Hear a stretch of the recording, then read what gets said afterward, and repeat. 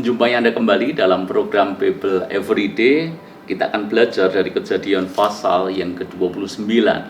Ini tentang Yakub ketika berada di rumah Laban. Dan ketika berada di rumah Laban, maka begitu melihat Rahel, Yakub langsung jatuh cinta. Dia langsung jatuh hati. Kenapa? Karena Rahel paras eloknya. Jadi Rahel ini sangat cantik dan sangat menarik. Maka Yakub langsung cinta kepada Rahel.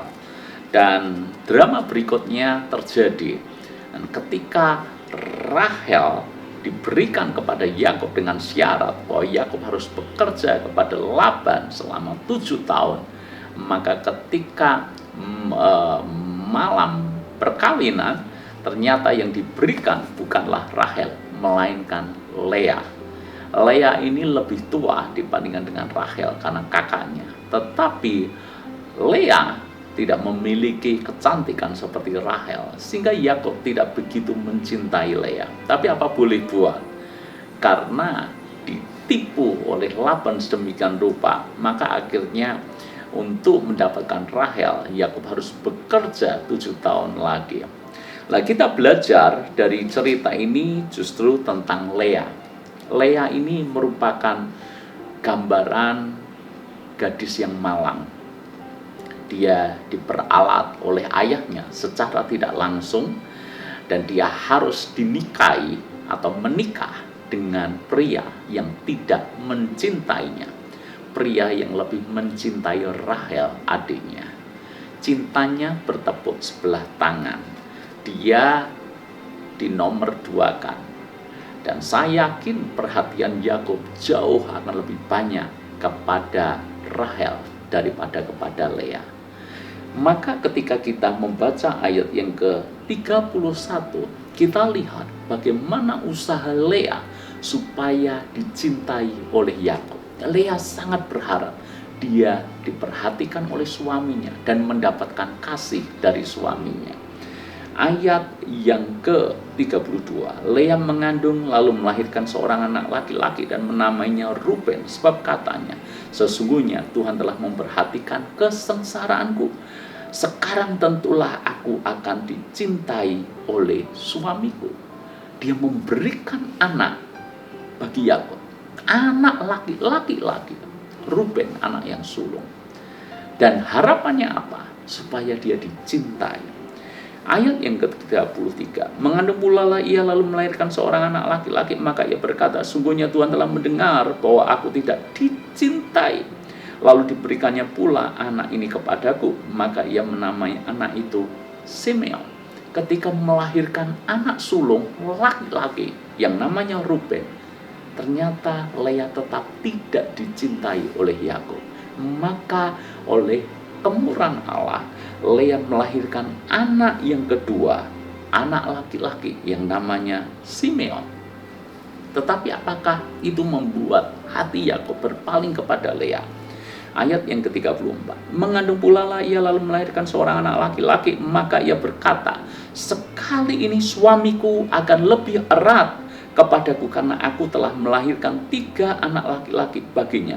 Itulah sebabnya ia menamai anak itu Lewi.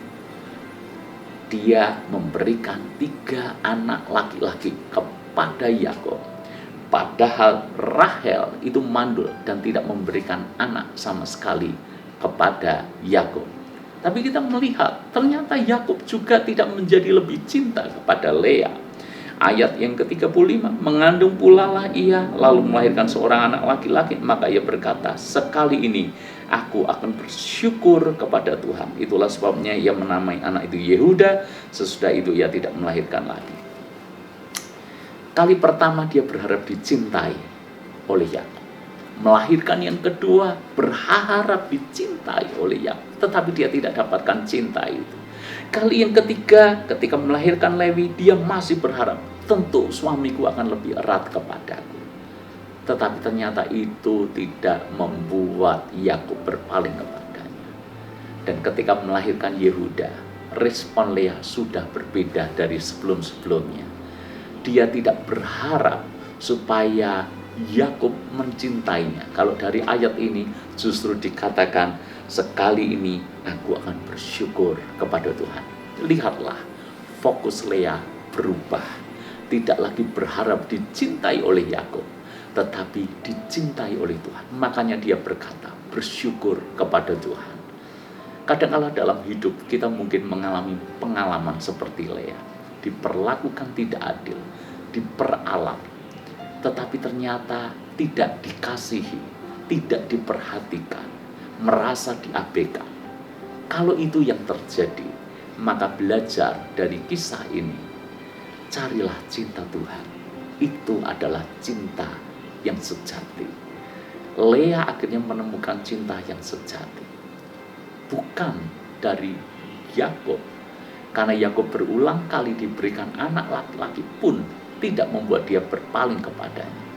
Tapi Lea tahu, ketika dia fokus kepada Tuhan, dia bisa bersyukur kepada Tuhan, maka itulah cinta yang sejati. Dan akhirnya pun kita melihat, nanti kita akan bahas di pasal-pasal berikutnya tentu saja.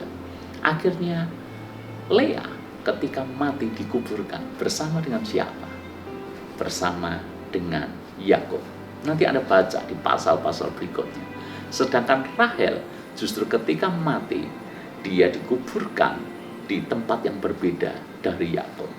Ini sebenarnya cukup unik untuk dibahas. Tetapi justru kita melihat di sini, ketika kita berusaha mendapatkan cinta Tuhan, maka kemungkinan besar kita justru akan mendapatkan cinta dari manusia.